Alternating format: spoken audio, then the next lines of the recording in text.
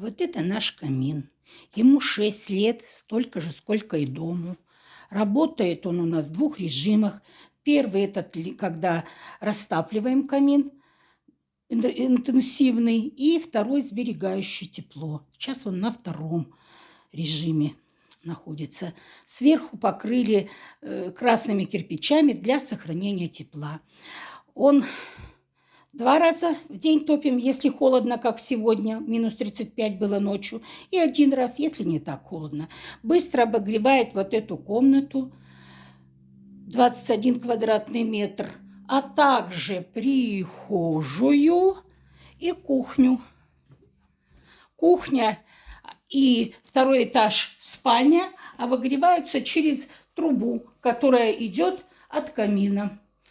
Ну, здесь, конечно, не такое уж сильное согревание идет.